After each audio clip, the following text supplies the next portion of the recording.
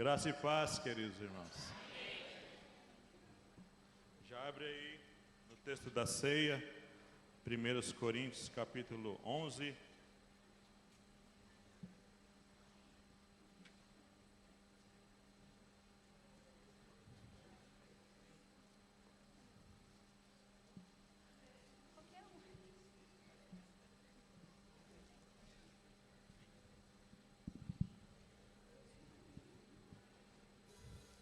Primeiros Coríntios capítulo 11, a partir do verso 23.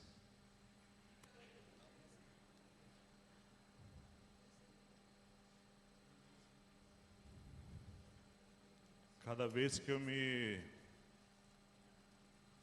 concentro em ler esse texto, eu aprendo umas coisas novas que Deus traz para a gente, e eu fico pensando, irmãos, que texto forte esse da ceia, viu, querido irmão? Esse texto tem tanta coisa. 1 Coríntios 11, verso 23, porque eu recebi do Senhor o que também vos ensinei, que o Senhor Jesus, na noite que foi traído, tomou o pão, e tendo dado graças, o partiu e disse: tomai e comei, isto é meu corpo que é partido por vós, fazei isto em memória de mim.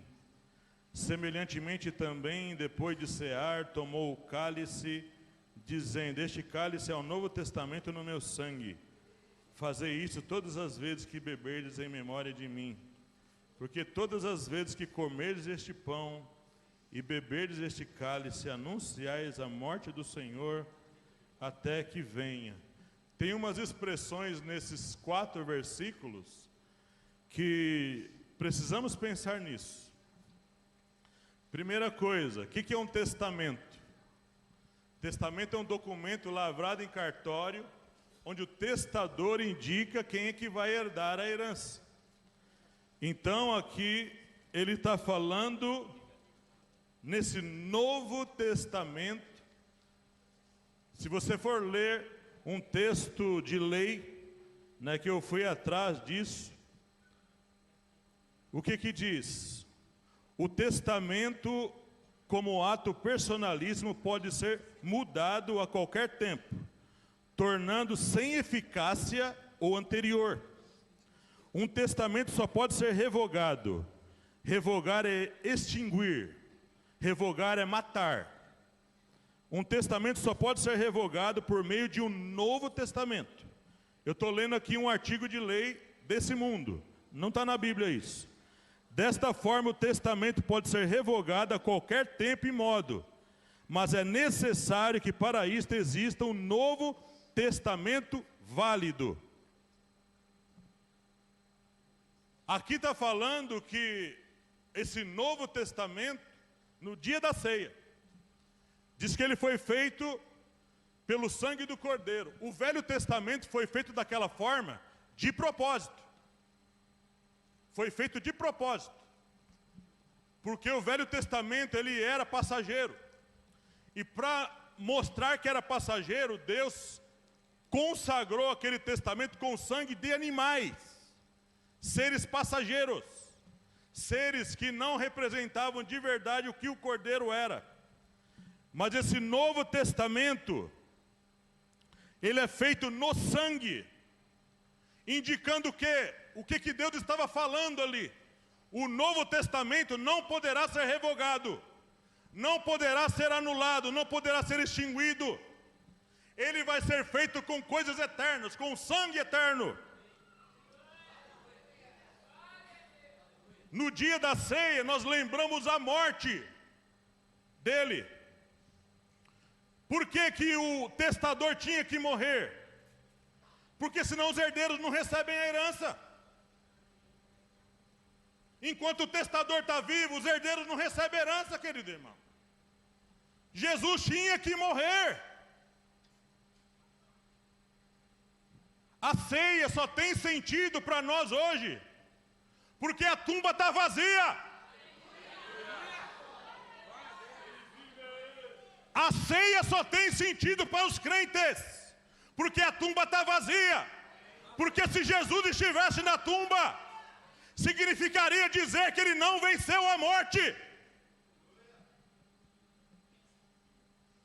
Os homens estão tentando explicar que Jesus não ressuscitou, mas nós proclamamos um Jesus ressurreto dentre os mortos.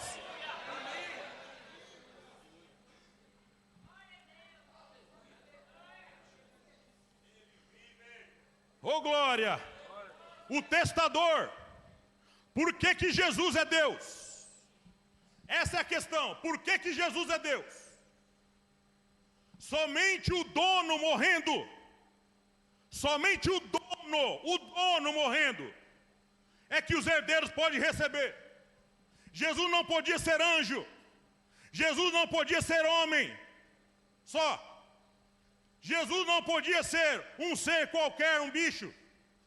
Ele tinha que ser dono. Ele tinha que ser dono de tudo. Ele tinha que ser o testador. Ele tinha que ser aquele que confirmasse a herança para os herdeiros. Por isso que o Deus Santo ali naquela cruz estava com Jesus, querido irmão. Por isso nós podemos falar, Jesus e o Pai são um. É o Pai, Ele é o Pai eterno, Ele é Deus, Ele é o eterno doador da bênção para a nossa vida, querido irmão. E para fechar essa palavra da ceia, a ceia é dia de festa, querido irmão.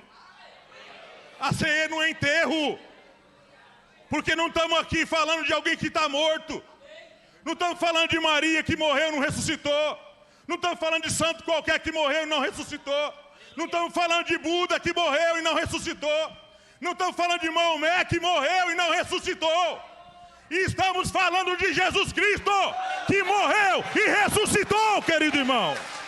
Oh glória!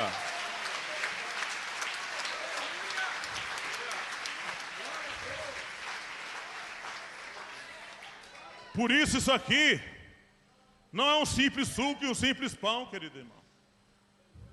E uma coisa interessante nessa história toda, que estamos lidando com coisas eternas. Então, pelo fato disso ser eterno, uma aliança eterna, uma festa, sabe, que vai ser tomado na eternidade, sabe? Ele vai tomar de novo lá no reino do meu Pai. Jesus falou no dia da Páscoa. Lá no reino do Pai, nós vamos celebrar festas e vai ser um tempo que nunca mais vai se acabar, querido irmão. Então, isso aqui, irmão, por ser comemorado de quem é, para quem é, isso aqui, irmão, muitas vezes tem poder de curar a nossa vida. Viu? Muitas vezes tem muita gente que Deus cura na ceia, querido irmão. Cura, derrama perdão, quebrantamento, enfermidades terríveis, sai do seu corpo. Vamos agradecer a Deus. A gente fica todo trêmulo aqui na frente de falar de coisas tão gloriosas, querido irmão. Pai, nós consagramos esses elementos aqui ao Senhor. Pai, nós te agradecemos, Senhor. A nossa mente é muito pequena para poder captar coisas tão grandes, Senhor. Nós não temos capacidade em nós mesmos de entender tão grande sacrifício. E o glorioso dessa história é que o Senhor morreu por cada um, Pai, por cada um nessa terra. O seu sangue tem poder de curar, de expiar o pecado de toda a raça humana, Pai querido. Nós te louvamos por esse dia. Nós comemos esse pão, tomamos esse cálice com alegria no coração, Senhor. Não somos dignos de estar aqui, mas a sua graça nos alcançou de uma maneira gloriosa, Senhor. Opera nessa manhã nesse lugar. Opera de uma maneira gloriosa. Convence aqueles que ainda estão duvidosos. Aqueles que ainda estão, Senhor, manquitolantes das suas pernas. Levanta nesse dia. Cura também nesta manhã aquele que está enfermo. Aquele que está precisando de uma solução das tuas mãos. Nós louvamos e te engrandecemos em nome de Jesus Cristo. Amém. Pega aí o seu pão. Nós vamos comer e depois nós vamos louvar o Senhor e posteriormente tomaremos o cálice.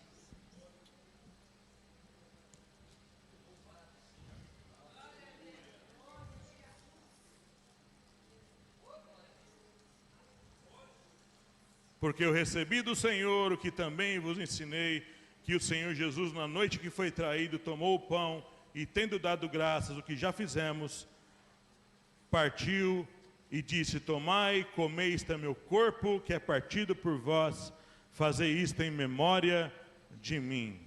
Então pegue o seu pão e coma em nome de Jesus.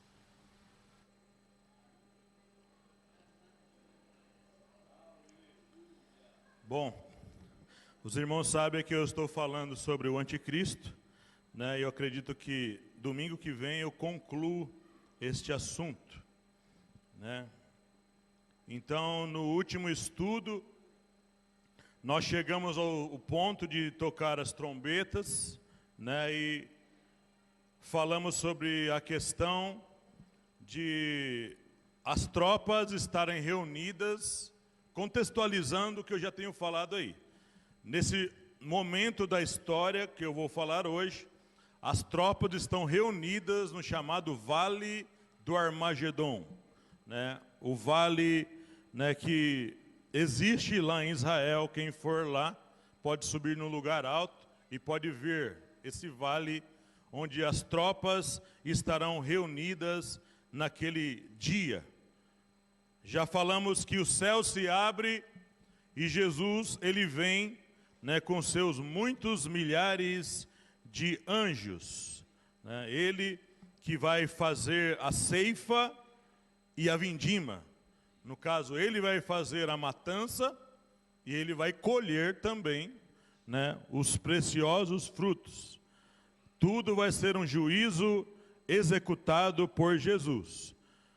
O Jesus que vem por aí, nesse grande dia da vinda dele, vai ser um Jesus, assim, virá como juiz de toda a terra.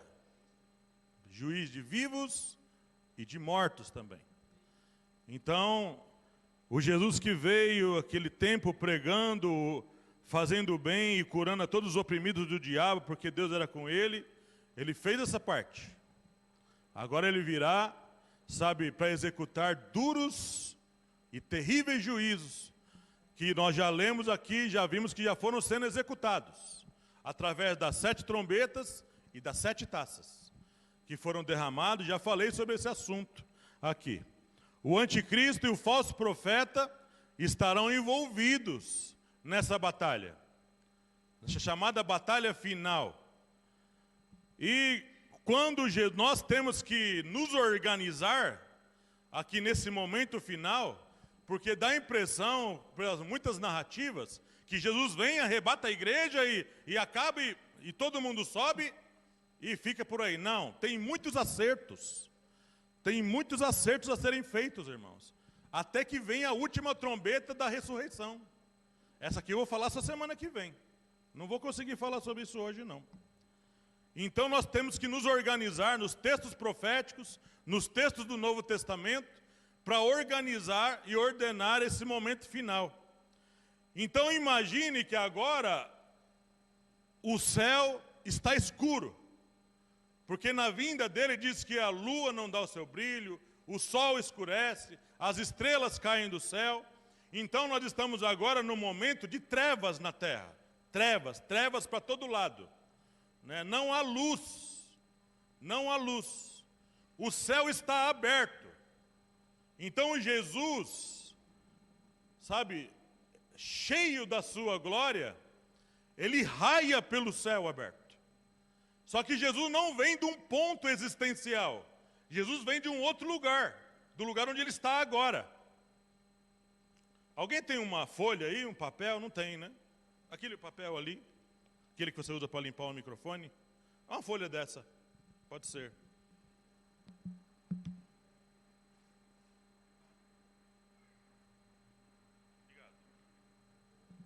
Jesus está, o céu que temos hoje, que alguns falam que é infinito, não é, irmão. Isso é tudo temporal, tudo passageiro. Tudo nesse mundo é finito, finito e mortal, contaminado pelo pecado. A mais longínqua estrela no universo morre. Tudo morre. A queda de Adão trouxe morte para tudo. Tudo se contaminou pelo pecado e pela morte. Então Jesus não vive nessa existência contaminada e corruptível. Jesus tem que vir de um ponto incorruptível, incorruptível. Então o que acontece lá nesse dia? A Bíblia diz que o céu se abre. Esse céu, sabe, não esse céu exatamente, mas um lugar que nós não vemos com olhos físicos. Esse lugar vai ter que rasgar. O céu aberto, o firmamento aberto. Jesus vai ter que passar por esse lugar. A terra então vai se encher do brilho da sua glória. Nesse tempo, irmão, será um dia terrível. Se você ler uma narrativa que está lá em Isaías 2,19, vamos ter que ler alguns textos curtos, mas teremos que ler. Isaías 2,19.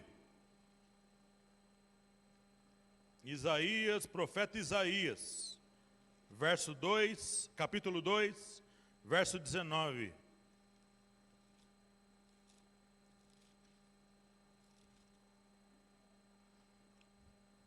As tropas reunidas no Vale do Armagedon. Sabe, a igreja aí espalhada nos 4 cantos da terra. Os judeus também. O povo do 666, todo mundo vivendo a sua vida terrível depois de duros juízos das taças e das trombetas. E aí então em 2,19 ele diz: então os homens se meterão nas concavidades das rochas e nas cavernas da terra, por causa da presença espantosa do Senhor e por causa da glória da sua majestade, quando se levantar para assombrar a terra. A vinda de Jesus produzirá um grande assombro, produzirá muito medo, principalmente naqueles que não são dele. Nós, irmãos, nós saberemos o que estará acontecendo.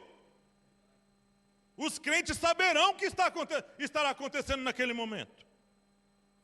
Quando vem Jesus pelo céu aberto com seus muitos anjos, a terra é iluminada pela sua glória. Tem um outro texto, Zacarias 14:7.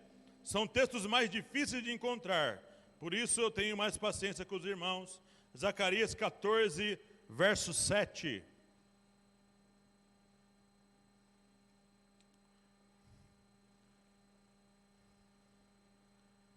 Zacarias 14, versículo 7. Antes de Malaquias, que é o último texto do Velho Testamento. Diz assim, Zacarias 14, 7. Mas será um dia conhecido do Senhor, nem dia nem noite será. E acontecerá que no tempo da tarde haverá luz. Quando ele se refere ao tempo da tarde, é o tempo da escuridão, que começa a escurecer. Haverá luz. Essa luz vai ser irradiada da onde? Porque não vai ter lua, nem sol, nem estrelas. Vai ser irradiada da glória do Senhor vindo. Irmão, o Senhor hoje, se nós víssemos o Senhor hoje, João viu e caiu. Se víssemos o Senhor hoje, não conseguiríamos olhar para Ele. Tamanha a glória, o brilho da sua presença. Não conseguiríamos definir quem é que está vindo ali. Será um dia difícil. Jesus tem um acerto primeiro com Israel. Israel hoje do jeito que está. Os judeus hoje do jeito que estão. E eu me espanto com crentes de igreja evangélica se tornando judeus hoje.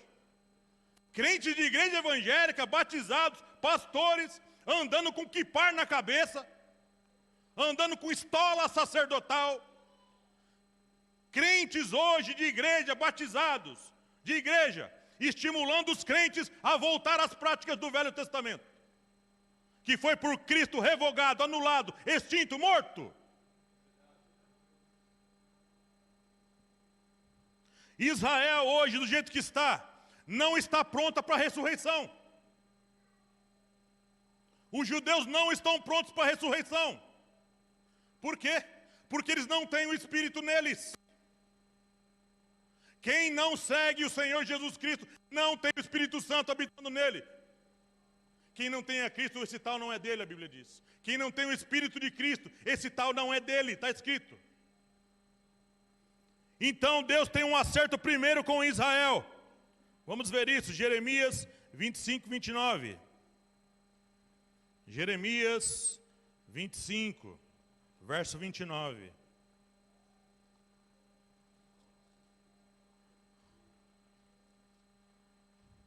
Veja que você tem que estar olhando em vários textos, porque Deus espalhou a revelação por todo o canto. Você tem que examinar as Escrituras, você tem que ir atrás.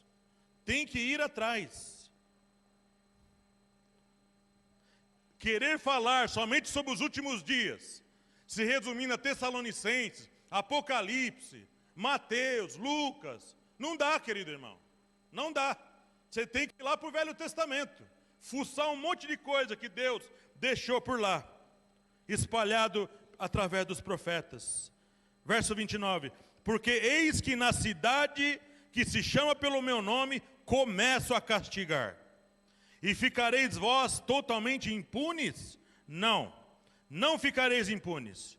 Porque eu chamo a espada sobre todos os moradores da terra, diz o Senhor dos Exércitos. Muitos judeus vão se perder, irmãos. Muitos israelitas vão se perder. E Paulo ainda acrescenta, ainda que Israel seja como a areia do mar, só o remanescente vai ser salvo. Então ser judeu não é garantia de salvação. Ser israelita não garante você ser salvo. Todo mundo hoje precisa passar pelo caminho verdadeiro, o único verdadeiro caminho que é Jesus Cristo, inclusive os judeus. Se tivesse um judeu aqui, ele ia me bater. Eu estou falando isso. Eles precisam receber o Espírito Santo. Eles precisam, irmãos. Eles precisam se arrepender dos seus pecados. Zacarias 12:10. Zacarias 12:10. Jesus já, nesse contexto, Jesus já está por aqui.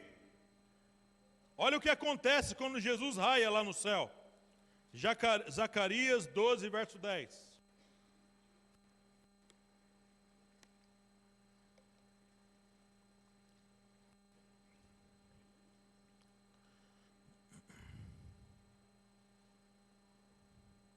Zacarias 12:10 diz assim: e sobre a casa de Davi, e sobre os habitantes de Jerusalém, derramarei o Espírito de graça e de súplicas, e olharão para mim a quem traspassaram, e o prantearão como quem pranteia por um unigênito, e chorarão amargamente por ele, como se chora amargamente pelo primogênito. Naquele dia será grande o pranto em Jerusalém, como o pranto de Hadad e Rimon no vale de Megido, e a terra pranteará. Irmãos, eles precisam agora, eles só vão se arrepender naquele dia, pastor. Israel vai permanecer endurecida até a vinda do Senhor. Muitos naquele dia vão olhar para aquele que eles traspassaram. Hoje você fala de Jesus para um judeu, ele cospe, ele pragueja, ele fala que esse não é o nosso Messias. Esses crentes seguem um homem morto. Nosso Messias está por vir. Nesse dia que Jesus raiar no céu, haverá um grande clamor em Jerusalém.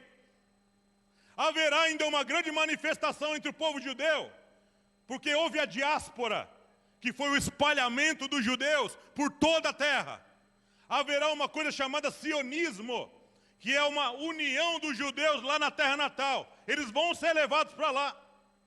Eles vão se sentir compelidos pelas situações no mundo a ir para lá. Então, os judeus estarão quase todos reunidos na sua terra natal. Naquele dia, quando Jesus raiar no céu, querido irmão, será um grande choro, um clamor terrível. Eles vão ver, nós blasfemamos dele o tempo todo. Eles vão entender que Jesus é o Messias que nós pregamos durante muito tempo. E veja a misericórdia de Deus, né? O tempo todo sendo rejeitado, mas tem uma coisa, irmão, que Deus não muda. Quando Deus diz que tem aliança com você, Ele tem aliança com você. Se Ele diz que tem uma aliança com Israel, Ele tem. Todas as nações na terra que se levantaram contra Israel, caíram. Caíram feio.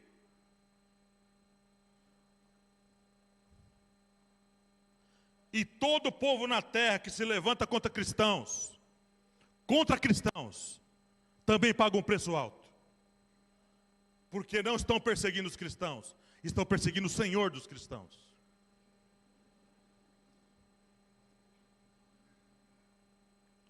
Deus os capacita para uma luta terrível. Zacarias 14:4, aí pertinho de você. Naquele tempo Israel será uma pedra pesada, um cálice de tontear. Aí tudo pertinho esses textos. Zacarias 14:4.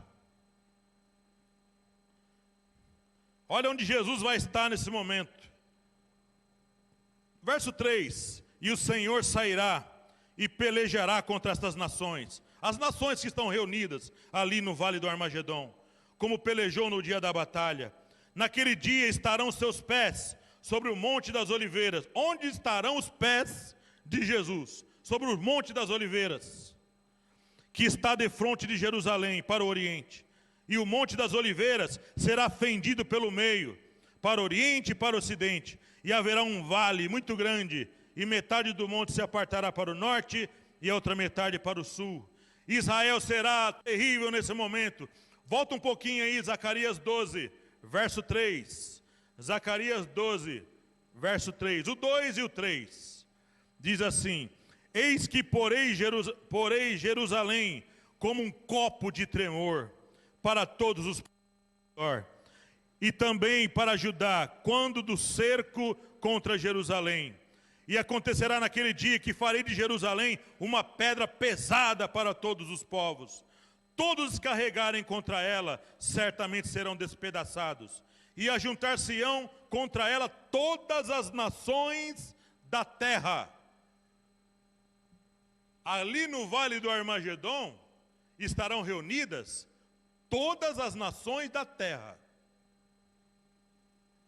Aí você quer ouvir uma coisa triste? Você quer ouvir uma coisa triste? É uma coisa que eu pensei agora. O Brasil vai estar lá. Significa dizer que quem estará governando nesse tempo aqui não é alguém que teme a Deus. É alguém que vai ter que se inserir nessa batalha contra Jerusalém. E é triste falar, irmãos, precisamos educar os nossos filhos no caminho do Senhor. Para que isso acontecer, não venha alcançar os nossos netos, e os nossos netos não sejam participantes dessa guerra terrível. É melhor morrer obedecendo ao Senhor, do que pagar um preço pela desobediência, e ir numa batalha dessa, contra uma nação escolhida. Então é uma coisa terrível, irmão. Uma batalha de uma formiga contra um elefante. Vamos querer lutar contra aquele que está com os pés no Monte das Oliveiras. Quem é que vai estar com os pés no Monte das Oliveiras? Jesus, irmão. Jesus já está por aqui, nesse tempo. Vamos continuar aqui essa narrativa. Depois Jesus fazendo esses acertos, Ele capacitando. Os primeiros a serem, eu poderia acabar minha mensagem aqui hoje, né, depois desse texto que eu vou ler. Mas nós vamos até o final, até o dia da ressurreição dos santos. Semana que vem a gente fala sobre isso. Os primeiros ceifados nessa batalha, Apocalipse 19, verso 19 e verso 20. O 4 de Zacarias? É o 12:4? Vamos ler lá então. Zacarias 12:4, antes de ir para Apocalipse. Naquele dia, Zacarias 12:4, diz o Senhor, ferirei... Ah, não, é que isso aí é depois, pastor. Eu sei, eu vou ler. É o 12:4? Tá, esse eu vou ler depois, eu marquei para ler aqui. Apocalipse 19, verso 19 e verso 20.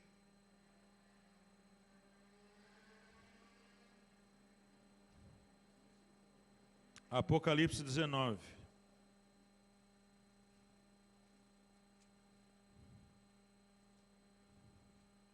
Vamos ler a partir do 11. 19 a partir do 11. Aqui ele dá um resumo bem legal desse momento. Apocalipse 19. E vi o céu aberto, conforme eu já mostrei aqui.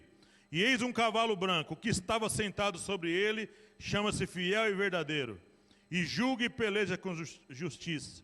E os seus olhos eram como chama de fogo, e sobre a sua cabeça havia muitos diademas, e tinha um nome escrito que ninguém sabia, senão ele mesmo.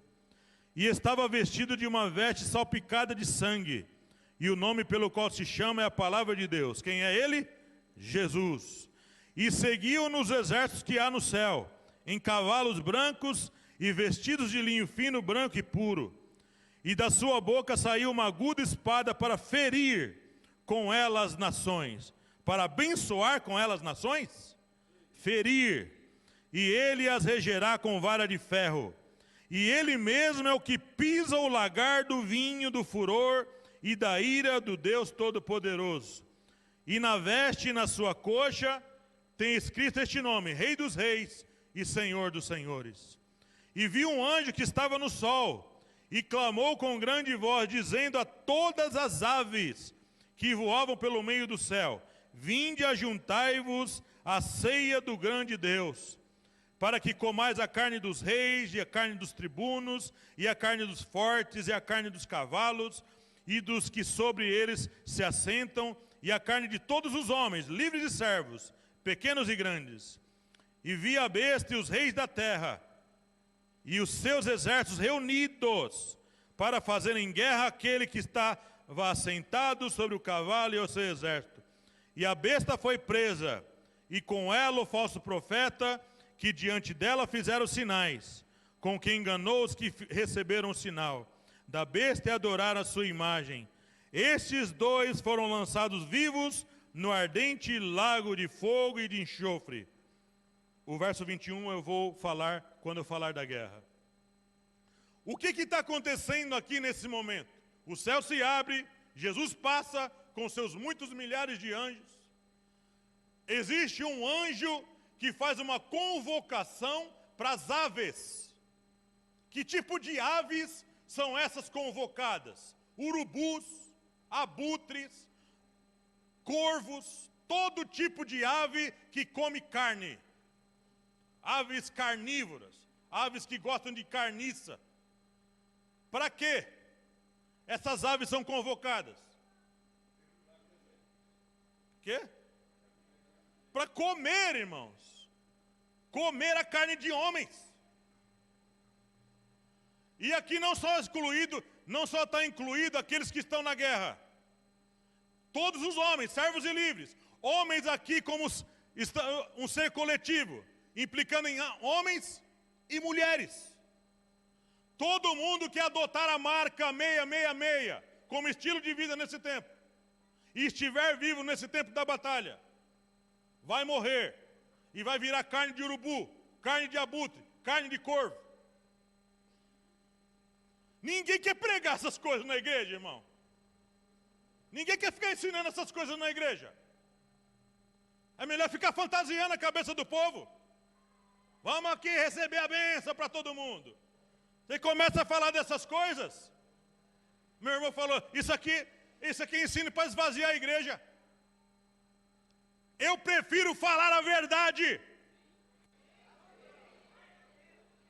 Eu prefiro sofrer e perder por falar a verdade, do que chegar naquele grande dia diante de Deus e ter que ouvir, você era um pamonha mentiroso. Você contava mentira para iludir o povo, enchendo a cabeça do povo de mentiras. No dia que Jesus voltar, irmão, como diz um certo grupo evangélico, aí vai ser muita treta nessa terra aqui. Aí você vai ver quem vai ser macho para encarar o Senhor mesmo. Vamos ver quem vai ter coragem de encarar aquele que vem vindo no cavalo com seus muitos milhares de anjos. Um anjo no Velho Testamento matou 185 mil soldados preparados para a guerra. Um anjo só. Um anjo só, irmão querido. Aqui vai vir milhares. O capeta vai ter que correr aqui nessa época aqui, irmão querido.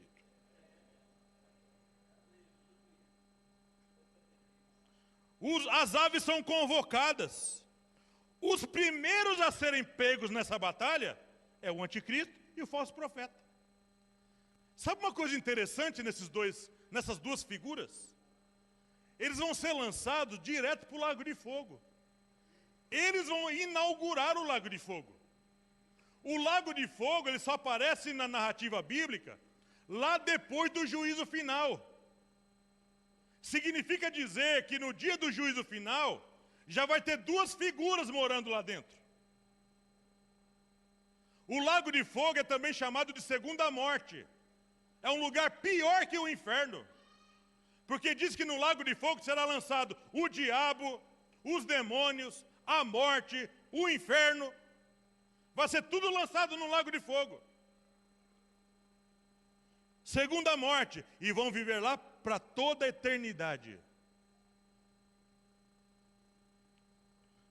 Então aqui o anticristo, poderia acabar a minha mensagem hoje, que eu estou falando dele o tempo todo.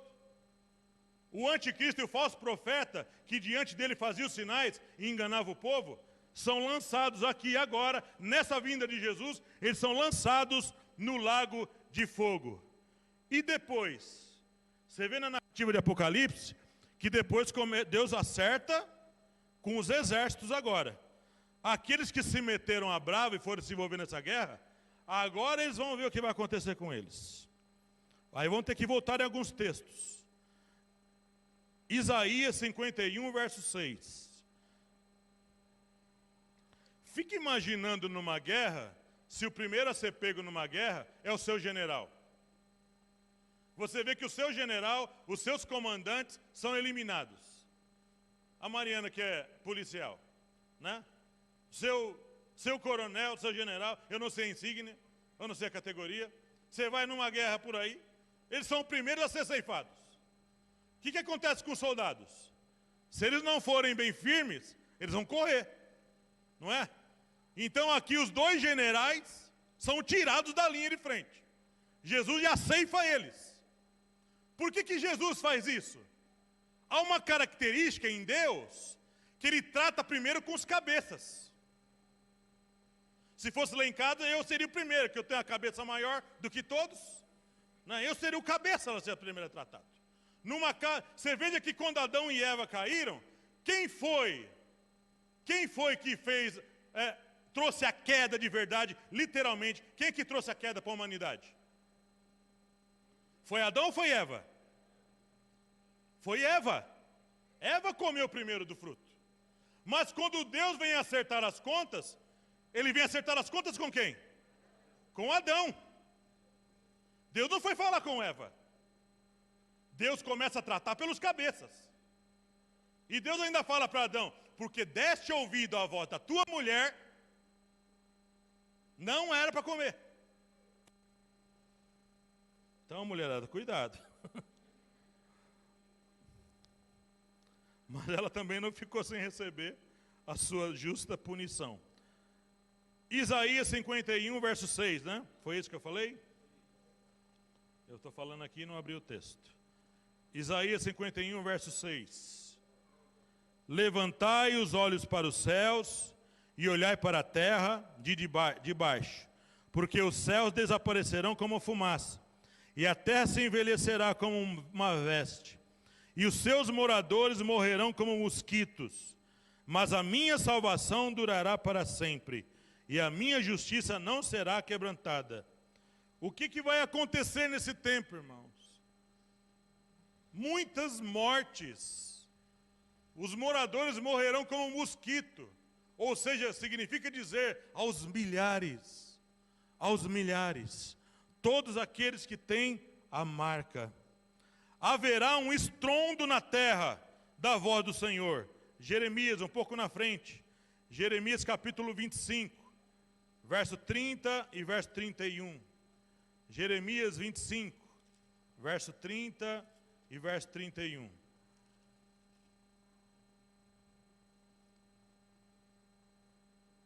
Até que hora eu tenho, Rodrigo?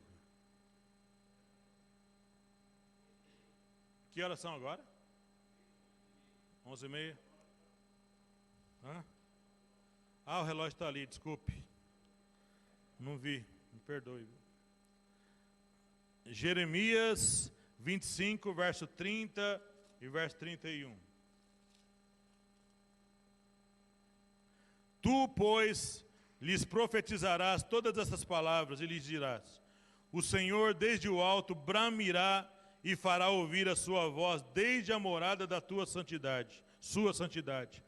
Terrivelmente bramirá contra a sua habitação, com grito de alegria como dos que pisam as uvas, contra todos os moradores da terra.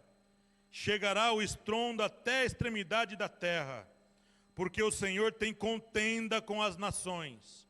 Entrará em juízo com toda a carne, os ímpios entregará à espada, diz o Senhor. Que tipo de guerra vai ser essa? Ezequiel 38. Ezequiel 38, vá um pouquinho para frente. Ezequiel 38. Ezequiel 38, verso 21 e verso 22. Ezequiel 38, verso 21 e verso 22.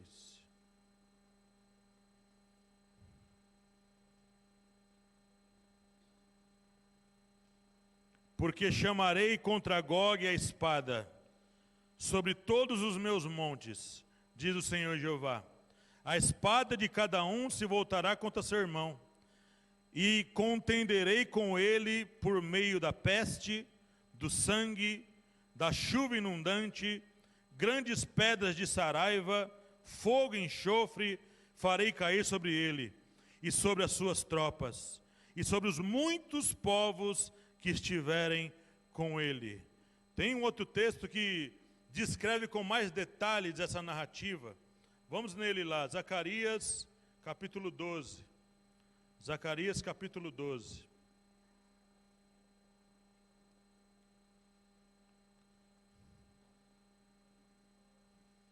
Verso 4. Zacarias 12, verso 4.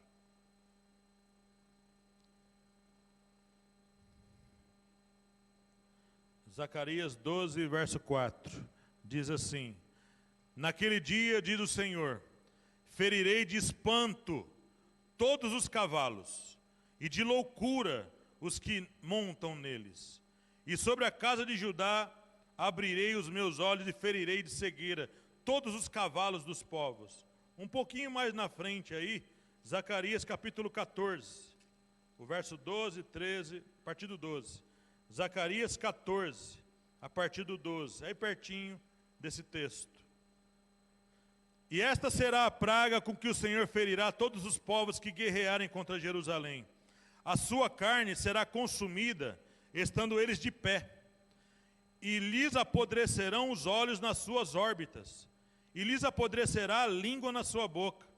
Naquele dia também acontecerá que haverá uma grande perturbação do Senhor entre eles, porque pegará cada um na mão do seu companheiro, e alçar-se-á a mão de cada um contra a mão do seu companheiro. E também Judá pelejará em Jerusalém, e se juntarão em redor as riquezas. 15. E será a praga dos cavalos, dos mulos, dos camelos e dos jumentos e de todos os animais que estiverem naqueles exércitos, como foi a praga deles. O que vai acontecer nessa batalha?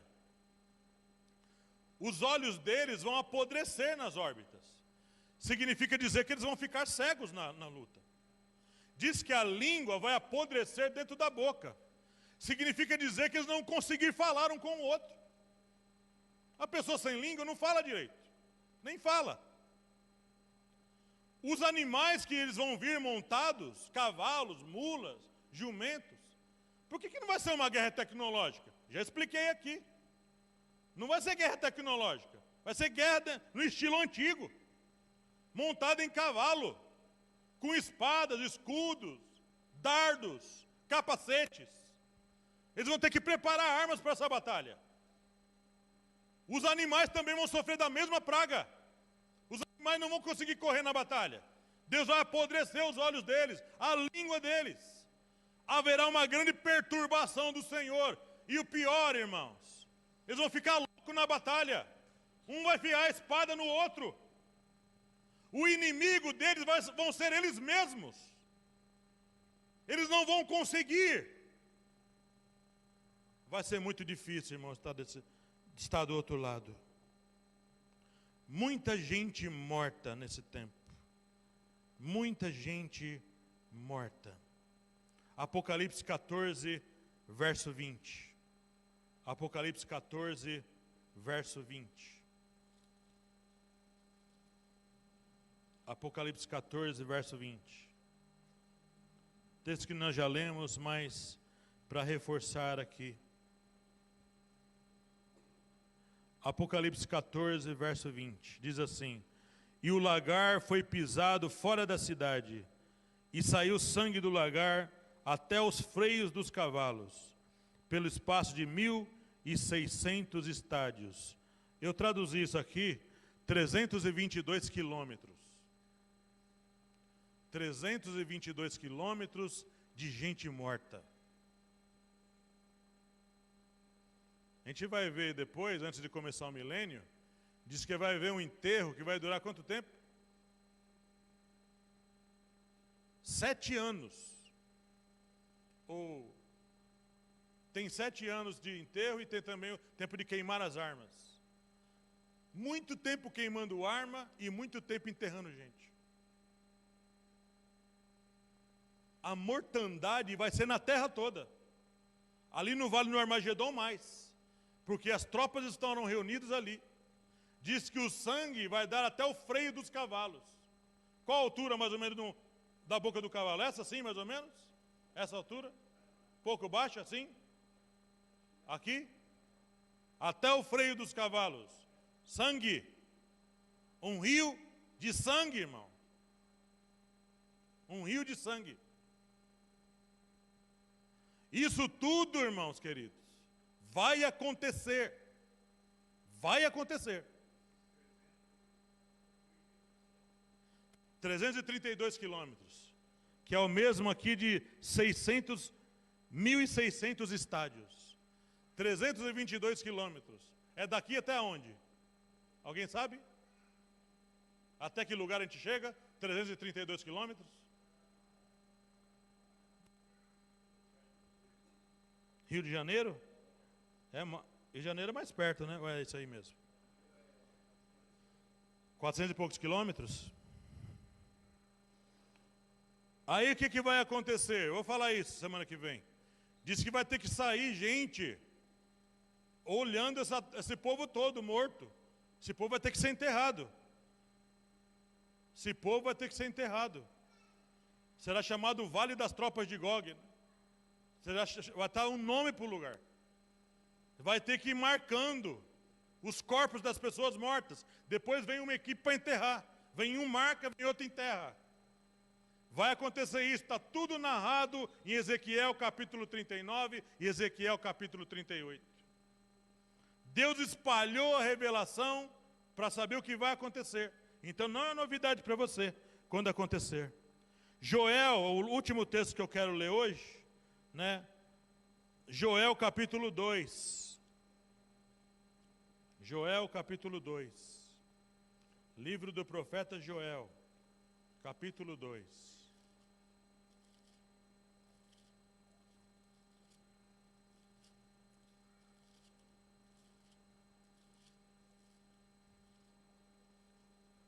Joel capítulo 2, a partir do 1.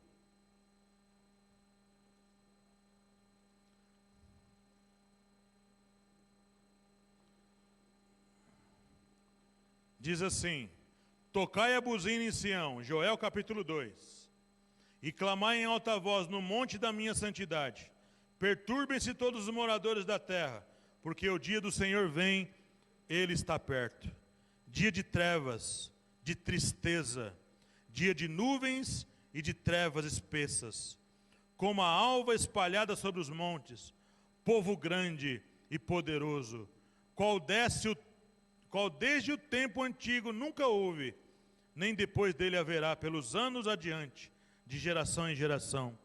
Diante dele um fogo consome, e atrás dele uma chama brasa. A terra diante dele é como o jardim do Éden, mas atrás dele um desolado, deserto. Sim, nada se lhe escapará. O seu parecer é como o parecer de cavalos, e correrão como cavaleiros. Como estrondo de carros sobre os cumes dos montes. Irão eles saltando como o ruído da chama de fogo, que consome a pragana como um povo poderoso, ordenado para o combate. Diante dele temerão os povos, todos os rostos são como a tisnadura da panela, ou seja, enegrecido. Como valentes correrão, como homens de guerra subirão os muros, e irá cada um nos seus caminhos, e não se desviarão da sua fileira. Ninguém apertará o seu irmão, irá cada um pelo seu carreiro. Sobre a mesma espada se arremessarão, e não serão feridos. Irão pela cidade, correrão pelos muros, subirão as casas, pelas janelas, entrarão como ladrão. Diante dele tremerá a terra, abalar-se-ão os céus, o sol e a lua se enegrecerão, e as estrelas retirarão o seu resplendor. E o Senhor levanta a sua voz diante do seu exército, porque muitíssimos são os seus arraiais, porque poderoso é executando a sua palavra, porque o dia do Senhor é grande e muito terrível, e quem o poderá sofrer? O que Jesus está falando aqui nessa batalha? Quem é que vai estar envolvido de uma certa forma, que se arremessa na espada e não é ferido? Os anjos, irmãos. Os anjos. Por que Jesus está vindo com milhares e milhares de anjos? Por que você acha que Jesus está vindo com um monte de anjo aí? Ele mesmo poderia executar tudo. Mas Jesus traz os seus muitos exércitos para essa batalha final, para essa guerra final. Essa guerra vai ser terrível, querido irmão. Essa batalha vai ser terrível. Essa batalha vai ser terrível.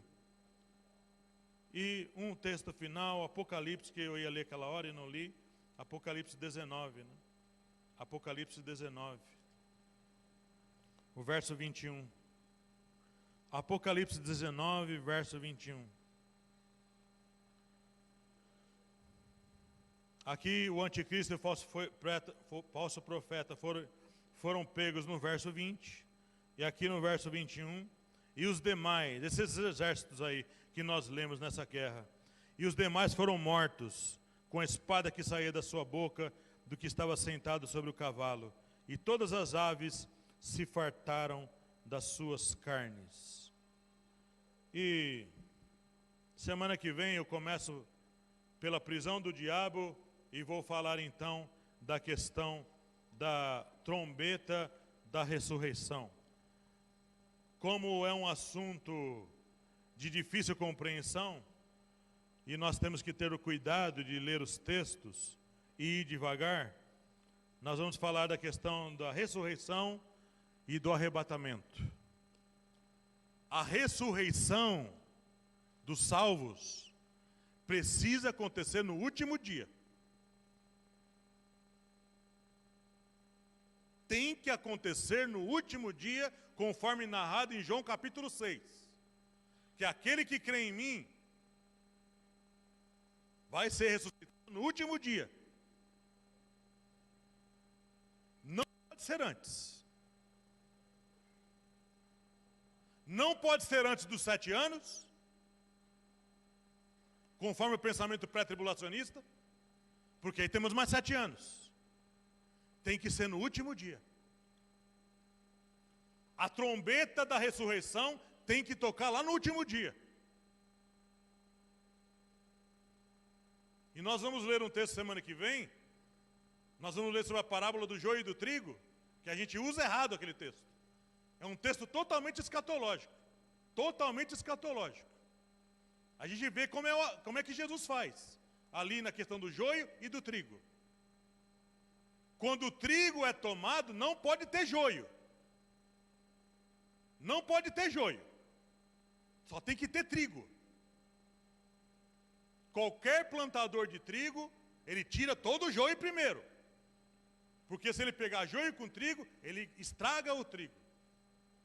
O que Jesus está fazendo aqui em toda essa lambança, esse derramamento de sangue, é tirando todo o joio. Está tirando todo o joio de circulação. Para ficar só o trigo. Para ele poder então fazer os acertos e continuar no milênio. Tá bom? Mas o milênio eu não vou falar semana que vem. Isso é para uma outra oportunidade, para a gente falar do milênio e então lá do dia do juízo final. Isso deixa para uma outra oportunidade. Tá bom, irmãos? Graça e paz. Deus abençoe.